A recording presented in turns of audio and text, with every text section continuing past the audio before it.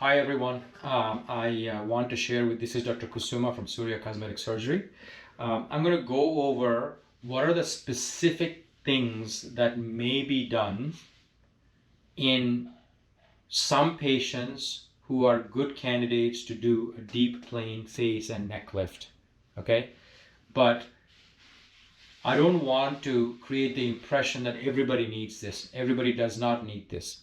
This doesn't, in good hands, lead superior results to other techniques necessarily. Sometimes yes, sometimes no. It always has to be applied to the right problem and the right operation for the right problem. Okay? So I'm just giving you general information about what might need to be done if somebody truly needs this operation.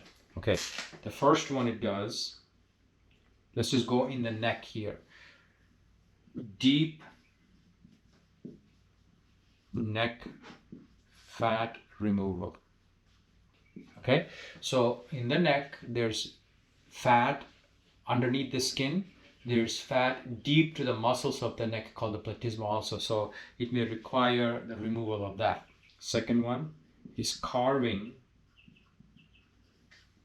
deep neck muscle. There is a deep neck muscle here called the digastric muscle. It looks like literally a triangle, and that thickness of that sometimes can create a bulge there that could be visible as a shadow. So sometimes you carve or shave it or shape it a little bit. Okay, that's the second thing. The third thing is removal. Actually, it's not truly removal, but shaving or reducing is a better word maybe. The submandibular gland or the spit gland. So the third thing is, in some patients who have a shadow where the gland descends down into the neck and has this bulge here, even if you pull the neck tight, you can see the little bulge because that's a gland that's descended from underneath the mouth or the tongue area inside the mouth here. It kind of descends down. You can see a little shadow of that.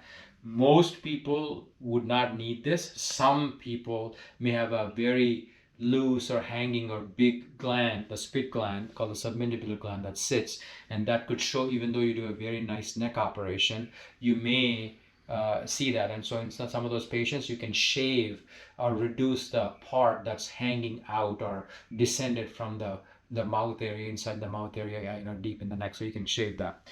The fourth thing you could do is plicate,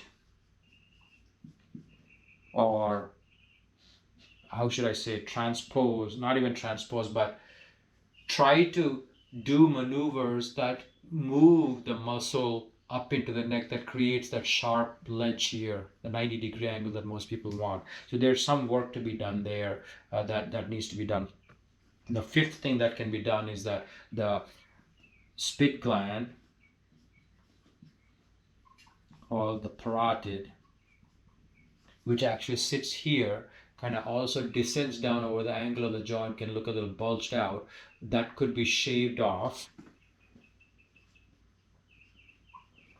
That could be shaved off or tucked behind so that this angle and the depth here is more visible. Otherwise, it looks like a little bulge here. So if you look at very sharp necks, they'll have a very nice jaw, and this bulge, in some thicker necks, you can see that, and that sometimes can be shaved off or shaved off and tucked in deep into the neck. That also is a move that can be done. So there's many maneuvers that may need to be done in good neck contouring.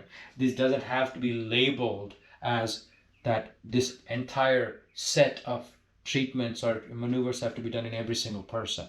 One person may need only 2 of them. One person may need 1 of them. One person may need all of them. But whatever the case is, a good approach is to diagnose the problems, understand how to change them, and do whatever is necessary to get the result that you feel you should have for the patient. And so these are some moves that are very important to consider and maybe discuss with your surgeon. And again, I don't want this as an entire subset of things that need to be done, because sometimes the feeling may be, well, I didn't get all this done, maybe therefore my operation is not a good one. That's not the case at all. You should only do what you need, because you may not have the problems that that require all this to be done. And don't forget, right? Every move that's, used here may have its own set of complications or problems or healing issues or things that need to be addressed or taken care of and managed and explained and understood. So make sure that you talk to your surgeon about some of these things if this is of interest to you.